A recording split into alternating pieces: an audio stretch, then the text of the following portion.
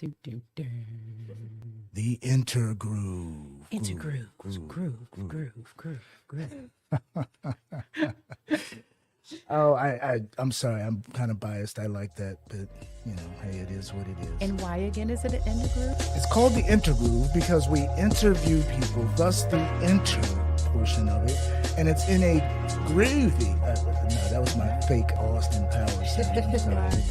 in a way that fits into the groove, into the pocket. You know what they mean when it's you're in the pocket. That means you're into the meat of it, the substance of it. You're into the best part of it right there. So therefore, this is the intergroove, and we'll be right back with that.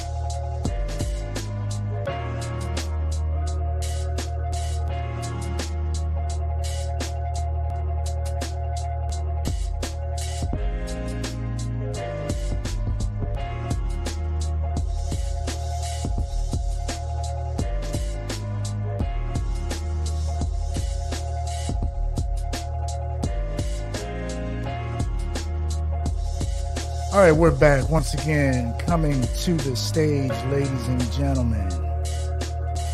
By magic, he joins us sitting in that fourth chair. Mr. Leon Jackson. How you doing, Leon? Sir, I'm just great. It's a great day. Okay, unbelievable. Thank you again for joining us. Welcome. The discussion we're about to have is the type of discussion that, it's best when you have folks who are out there in the field doing it. And we have a very nice lineup. And it's funny because I understand that you have recently talked to these two gentlemen that I'm getting ready to bring on. And it was a blessing that this kind of worked the way that it did. We've got Mr. Greg Singleton and Mr. Jason Haskins coming to stage as well. See, I knew he was going to be dressed sharp too. See, I knew it was going to happen. I knew it was going to happen. Mr. Singleton, you are muted, Hello. sir. Just wanted to let you know. Right. There we go. All right, there we go. Welcome. There we go. Welcome. So, once again, we have Mr. Greg Singleton. Tell us a little bit about yourself. Let's start with Leon, then we'll go to Greg, and then we'll go to Jason. How's that? Good to me.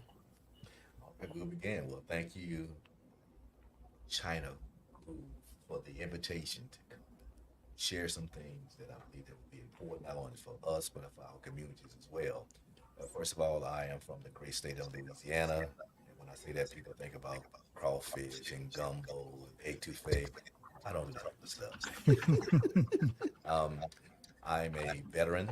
I am the executive director of Project Point 5, an organization that has been set aside to provide services to the target population, our youth, male, ages 10 to 18, our justice involved individuals, as well as veterans that are leaving the military or have left the military but having some challenges in being accepted or integrated back into civilian life. Fantastic. Okay, that's a very great program to have. Very much needed, and those who can benefit from it, I'm sure they owe you a debt of gratitude. Next up, like I said, we've got Mr. Greg Singleton, Dean of Programs. How you doing, Greg? I'm wonderful, brother. Good to see you. Good to hear your voice. Likewise, likewise. So give us a rundown. What are you involved in? Give us a little bit about your professional dealings. Sure. My name is, of course, Greg Singleton. I'm the Dean of Programs, Workforce, and Continuing Education at Central Carolina Community College. I'm an implant, and as long as I keep my anxieties down, you won't hear the New York accent. But um, Okay. North Carolina is my home. When I was a kid, we used to come. This was our down south, come to North Carolina. So what I'm into changing lives with the tool of education. Mm, powerful, very powerful. And again, like I said to Mr. Jackson, thank you for joining us on our inaugural show. And we came out swinging heavy with this lineup. I'm telling you, Powerful. it's gonna be tough to follow this one up. And in the lead, in the cleanup position, so to speak, we got Leveling Mr. up, leveling Jason up. Haskins. You know, the cleanup position is an important spot. So don't feel slighted that we came to you last, Mr. NCCU. Well, I was always going to say save the best for last, but Come on now. so my name Jason Haskins. I am the Director of Health and Professional Programs at Central Carolina Community College. I, like the other two gentlemen, am also a transplant. I came from Virginia, went to North Carolina Central University, the best university around. And, again, education is the key, and I believe in giving second chances. And I'm over here grooving to this music over here, ChynaGroove. And I don't know if y'all can see my head nodding, but I was I really told feeling I it. told the wife, I said, you know what? Look at Jason sitting there bobbing his head. Well, D Groove made this track And now. I appreciate that because that's actually a track that I made myself. That's one of mine. And all the music, so we don't have to pay anybody else. All the music you hear on the show is mine. I made it. We That's do I good. made that. that. I did that. Congratulations.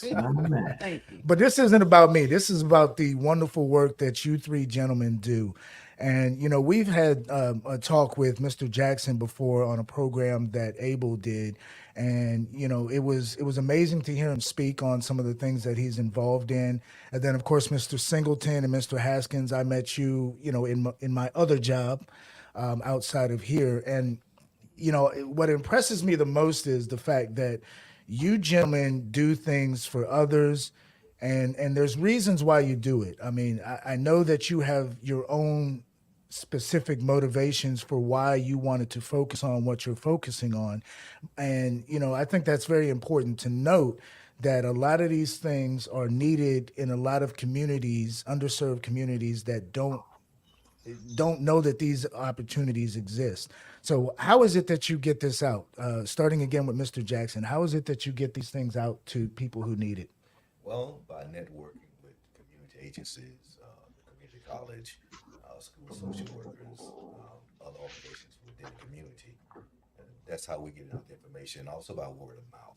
Noticing now that social media is the outlet that you can reach more people like that, like what we're doing tonight. That's how we're getting our information out as well as our services. Okay. And that was a perfect segue that you laid in there when you said that you work with other organizations such as the community college. So from the community college standpoint, Mr. Singleton, how do you take something like what Mr. Jackson is doing and work it into an educational environment such as CCCC? Well, I'm gonna go ahead and rip the Band-Aid off Uh-oh. by saying that every single day that I walk out of my residence, I'm an example. And I'm a walking living testament of what we would call second chance. So the Band-Aid rip is before becoming deemed naturally. I did 5 years in a federal penitentiary. Mm. So when I work with the population that we call justice involved, It's not a job, it's my lifestyle. Because there's never a time that I walk away and say I'm not a felon, or at least that's what's on paper. Yes. So, again, I'm not like Charles Barkley, not wanting to be anybody's example, but I'm convinced without a doubt that this is the purpose that God had laid out for me. Amen, brother. And it shows, because every time I see you first off, you're always dapper, like I knew you were going to be when you came on here. I told my wife, I said, you know what, I need to throw a suit on, because I know Mr. Singleton's going to come. He's going to come with it. But I did a little something. But you're very serious about what you do, and that passion, like you said, that's not something that is a job to you. That's something that is a belief, and it's something that you wholeheartedly put yourself into, so that others can benefit from what you're doing, from your experience, from what you are trying to prevent others from falling into a situation similar to what you are. And trust me when I say this, it shows.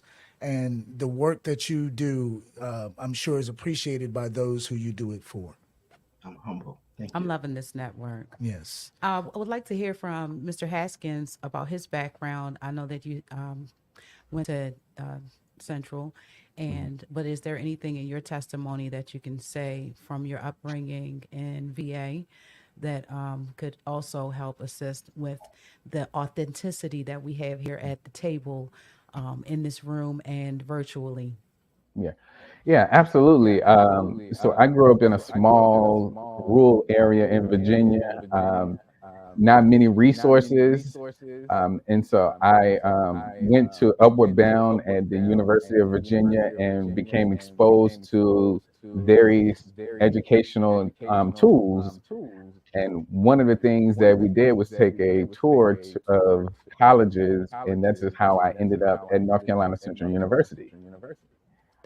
Now, fast forward a few years, I was gung ho on becoming a physician once I got to college. And then I did grad school for a little bit and started teaching. And I found my passion. And just like the other gentleman just said, when you truly love what you do, every morning you wake up, it's not a job. I love what I do.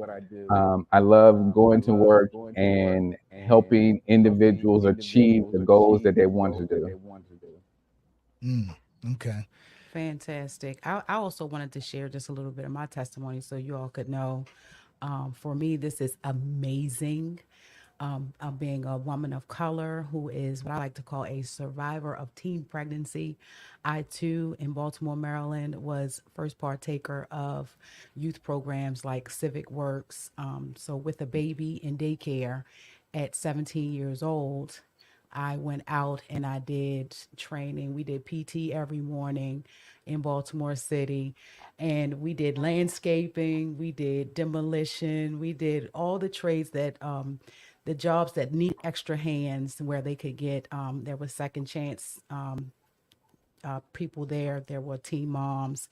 There were people who were actually on probation or needed community service. So I was with the second graduating class of Civic Works in Baltimore, Maryland, which is an awesome program.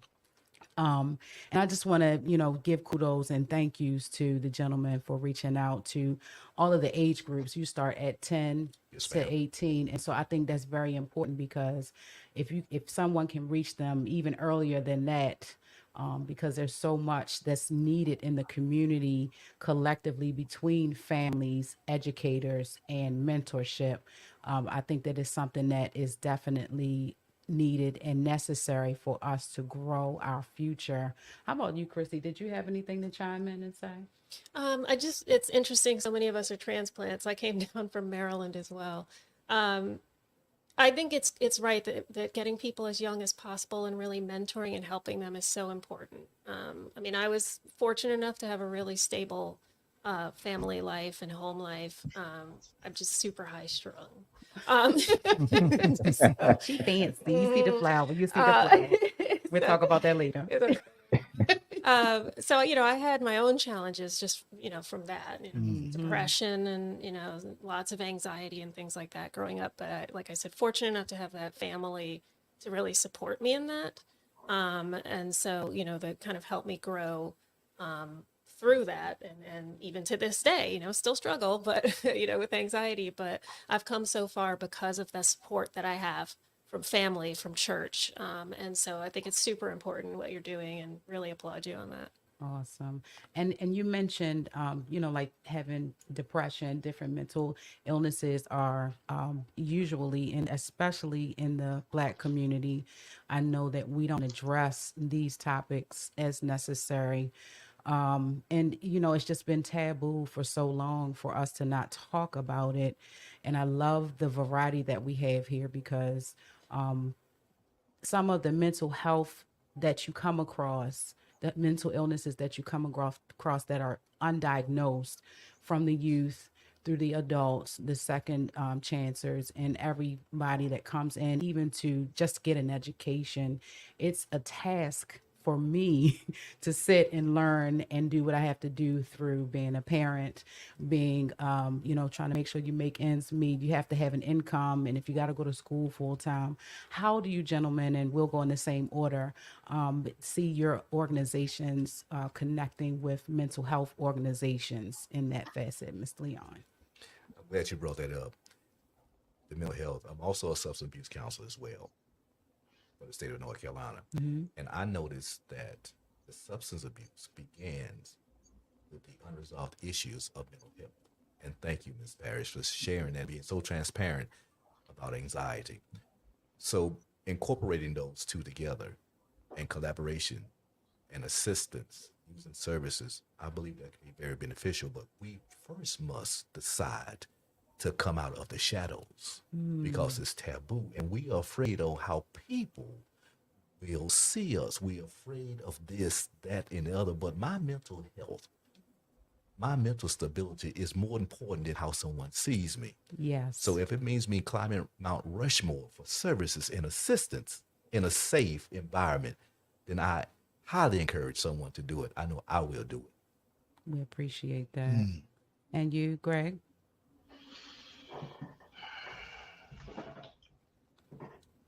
How does the workforce development program, do you have connections with mental health? One of the areas that I oversee is called HRD, stands for Human Resource Development.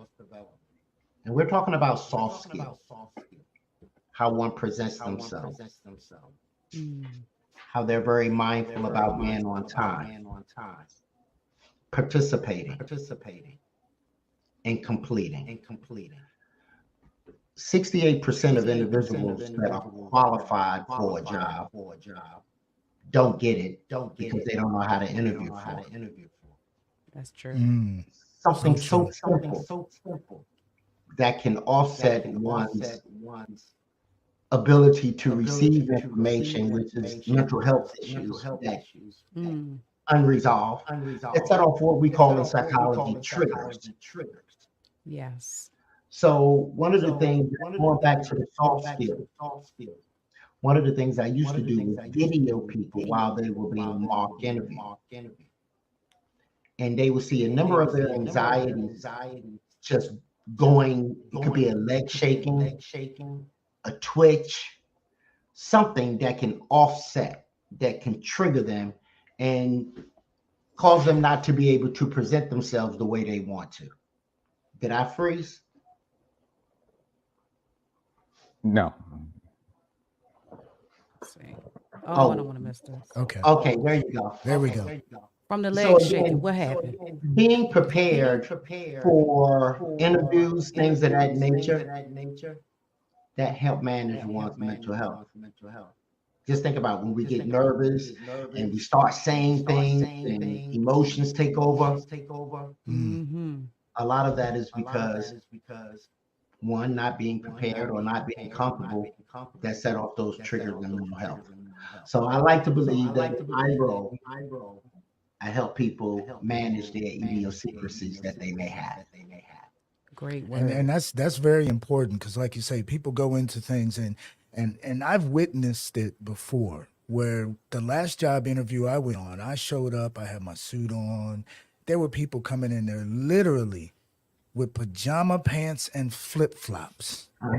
I am not exaggerating. No, And then they couldn't understand why they didn't get the job. I mean, I was offered it right on the spot. And it's little things like that that it seems like there's a generation that does not look at that as being important. They feel like I don't know what it is and why that mentality exists, but they feel as though I'm going to show up and just because I'm there, I'm going to get this job. No, it's all about the totality of what they see and hear. And if you come and you don't present yourself in a certain way, it chances are they're not going to go with you. They would probably take somebody that's less qualified that came in looking sharp as opposed to you. You might have a little more qualifications, but you came in like you just rolled up out of bed. And, and it's sad to see that at times. So, I mean, that's definitely something that's very, very needed. So, Mr. Haskins, what about yourself? Same question. Yeah. Again, mental health is definitely a topic that is taboo and has not been talked about as often in the African American community. One thing that we do in my department is we keep an open door policy. Anyone from instructors to students can come into our offices and share information with us. And I make them comfortable when doing that. And one of the things, again, once you make someone feel comfortable and show them that you genuinely care for them and care for what they are saying, then they are able to open up to you more. and let me say something real quick. I interviewed Jason. Oh, wow. Jason works in my department, one of my departments. But Jason, would you tell them what I said to you when I first saw you first came in for your interview? Yeah. So for those that don't know now, the cat is out of the bag. So Greg is my boss. Evaluation time. Nice. This is good. So the very first day when I came for the interview, I was sitting outside waiting, and Mr. Singleton came to get me. And he looked at me. He said, "You're looking sharp, brother."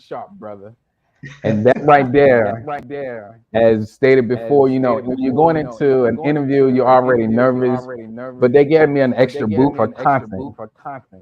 And obviously it helped. It was really and you know a what's delight because it was people that came in there had on, one of the ladies had on tights, leggings, and one lady had on like flats, like the little wear around the house you just slip your foot in. Jason was awful. and you know what's the funny thing about that is I can vouch for both of these gentlemen because I used to work at one of the college locations where they were headquartered at, and I'm in my security uniform, looking kind of sharp, but when both of them come in, I go hide in the back office. So humble. I go hide in the back office and I just turn the cameras off because I don't want to see that because I can't wear that to work. And so I mean I can definitely vouch for both of them. They bring it when they come to work. They definitely do. And that's something that especially in the field that you both are in, and I'm sure Mr. Jackson, you as well. I don't mean to leave you out of this, but I don't see them as much as I see you as much as I see them. But this is really good too. I want you also to chime in on this subject. But we do a segment on this show that's called House of China Doll, and I would love to have you all come back on because fashion is my passion, as well as I'm a licensed beautician. Thanks to segueing through that Civic Works program and the Welfare to Work program, it was the vocational training in cosmetology that saved my life because I've been doing hair since I was 12. And I got licensed in 2003 with 3 babies. So here am I, thank God. But if that would be great to really, really discuss what you should look like for an interview. Oh, absolutely. Could I just say just one word? Sure. Well, a few words, as Mr. Singleton would do. when we start looking at how people are dressing today and their interaction socially, emotionally, can we contribute that to culture? Mm. Because we're seeing what's normal when I was growing up in the 60s. Mm. Certain things, That is a very you good wouldn't roll statement out right with there. 'cause somebody would, I'm gonna try to use the political correct word. They would check you and inspect you before you left out that door. Now you roll out the house like you all were saying earlier, just any old type of way. Mr. Haskins, what were you getting ready to say that was good? No, that was a very good statement because I have a freshman in high school. And every morning, his mother and I look at him like, "You wearing this to school?" And he has slides and gym shorts. And I'm like, "Is that what kids are wearing to school today?" It really is. I see that all the time on campus. It's pajama pants, slides. Yeah. There's one student in particular that sometimes shows up with no shoes on whatsoever. Yeah. My. And it's funny that Mr. Jackson said that. It's because I like looking at history. I like looking back and see how things used to be. And it's funny, from as early on as the 30s, 40s, 50s, and like you said, the 60s, it seemed like the dress of the day, folks would get up, they would have slacks on. It didn't matter the age. It seemed like it was either slacks and a button-up shirt. The men went out with their shirt tie, maybe a bowler hat or some kind of fedora or something like that. And that was the normal. And, you have to attribute it to culture, because then all of a sudden that became not cool. It wasn't cool to wear dress like that for the youth. Yeah. And then it wasn't, I couldn't get props from my boys if I came out with a fly outfit on. Then I get teased and things like that. So it seemed like it was that peer pressure and that momentum built up. And it's sad because, like I said earlier, when it spills over into you going to look for a job, that's a problem. It's something that needs to be corrected. Well, what if there is someone that is highly qualified? You've had conversations, you've seen the resume, and they show up like this. And are there resources out here, closets, any people that any organizations that may have business attire? I know who wants to answer that one, Mr. Singleton. Yes. Look me up. One of the things that I was a part of when I was in Craven County, New Bern, was a clothes closet of professional attire. And there are certain things that a man should not wear during an interview. But wait a minute. It could depend. Right? Of who he or she is interviewing to and with. Mm. There are 5 generations in the workforce today. 5. And when I do my diversity training, and I was honored to be able to provide diversity training for every single prison warden in North Carolina. Wow. And I did it by breaking down each of the generations, what influenced them, and which shaped their character. So when we talk about our youth, what's accepted is allowed, what's allowed is accepted. Mm. Let it marinate. Can you say that again? Say that one more What's time. accepted and what? What's allowed is accepted. What's accepted is allowed. So if you accept that and allow an individual to present themselves and come in or walk out of your house in any fashion they want, guess what? It's allowed. And just by allowing it, you're accepting it. That Especially was when so we're deep. dealing I with had to youth. go ahead and put that on screen. I had to go ahead and type that up real quick. What's allowed is accepted. What's accepted is allowed. Wow. Woo. Yeah, let that marinate for a minute, because that's a deep statement right there. Yeah, I was. Yeah, I like it. Yeah, I had I was in a workshop about marketing, because an interview is marketing yourself, right? It's Oh, your for self sure. promotion. So, and Mr. Leon had mentioned culture. And, that's our thing. Our company is Lee County Cultural Arts. We'll segue into that about how we feel like the arts helps with mental health too. But culture, the gentleman who facilitated said that culture eats strategy. So if you are educated and you've got all the qualifications to get a job, even if you have some things against you, maybe some marks on your record, or you may not have that look, what is your advice, each of you, anyone in the room or online, what is your advice to help us to correct without offending? Because this generation is so sensitive, and we've been talking about offense on our last two promotional shows. And, in a biblical way at church, we've been talking about the spirit of offense. But how can we deal with these offenses that are meant to correct? Because people aren't able to take criticism, young people especially. No, all ages, I'll say Yes. these days, myself included.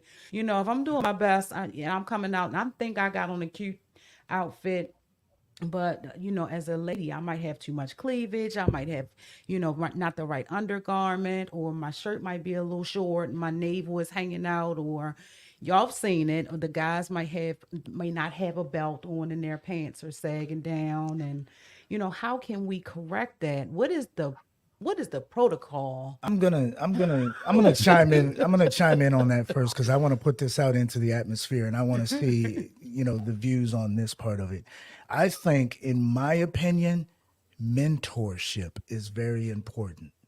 What? You need to have the mentorship. You need, from what I've seen, there's very few folks, like Mr. Jackson was saying, from previous generations who are able to talk to this generation in a way that they don't feel like they're preached to. They don't feel like they're talked down to. It's something that it's, hey, I'm gonna say something to you, but I'm going to actually show you the way. And Darlene Holmes Jackson just said it very appropriately. Never reprimand among others. Make sure that you don't embarrass somebody by doing this. That's And right. and I hate to keep falling back on this, but I'm going to give you another example. I'm on campus one day. Young man gets out of his car headed to class. All I could see was his drawers. I'm sorry. His draws. He had his pants hanging off. That's real. And I noticed that he was on the phone. So I got his attention and I said, hey, put that on mute real quick. I didn't want to put him on blast in That's front good. of the person that he was talking to. Yeah. I said, check this out. I understand that's what your generation does, but on this campus, we gotta keep a certain standard of how we walk around on this campus, because you don't want people to look at you any differently. So pull your pants up while you're on campus. You know what he said to me? He goes, oh man, but brother, I appreciate that. That's I good. didn't put him out there in front of whoever it was. I don't care who he was talking to, but I did not put him out there in front of who he was talking to. And that's something that I think that a lot of folks need more is, not to pat myself on the back, but what I'm saying is that mentorship, that, hey, that right correction. Don't reprimand, but try to do something in a creative or in a positive way that will help others see. It's not like we're trying to change people and make them something different, but we're trying to show them the positive ways to behave and to act in order to move forward. Does anybody have Ooh, anything to add on that one? Yeah, I yes, can I can definitely agree with that. Well, I can let's let you go, Mr. Jackson. yeah, let's go to Mr. Jackson, and then we're gonna He come burned to it you. up. Yeah, because he sounded like this was getting ready to explode out of him. yes. It's all about presentation. My goddaughter told me, said, Pops, I think you need to change your tone and your pitch, because how we approach someone sets the stage, how we deliver the message. You can have the right message, but in the wrong way, which would then push that person away. Our young people, me working with young people now, they want it. However, can we deliver in a way to get to them? That's good. When I talk with my young black males, they feel intimidated sometimes because they want somebody to be consistent in their lives. Because when you start peeling back the skin, they would say, everyone in my life, not everyone, a large number of people have left me and abandoned me. So why should I trust you? So then my presentation has to be of a father figure in a Wow. non-threatening manner, willing to embrace, I know you got some issues. However, can I deliver what you need? Will you give me an opportunity by establishing that mentorship Mentorship. and being able to relate? If we can relate, we can be in a ship, which forms relationships. That's it right there. Relationships. I'm out. And, That's good. We've got a couple of great statements before I come to you, Jason. Dorian J. Williams says, building relationships through intergenerational leadership using a non-judgmental approach. Woo! Yeah. You ain't said nothing but a word there, Dorian, and that's a very great point. So, Mr. Haskins, what did you have to add to that? Well, no, actually, Mr. Jackson kind of took what I was going to say because I was saying, I was going to say their relatability. I can remember when I was in the classroom, I would tell students all the time, when they were not performing well, and other instructors would have issues with that or explaining that information to the students. And one of the students told me that it's because I'm relatable and I'm genuine and I'm authentic in what I present to them. So when you presented that to that young man in a genuine and authentic manner, he understood, like, you know what? Let me pull my pants up. Yes. And that's yes. what's it's gonna take to reach the younger generation. And Being once very again, genuine. Very genuine, exactly. And once again, Dorian J. Williams with a very timely comment. Meeting your audience where they are with a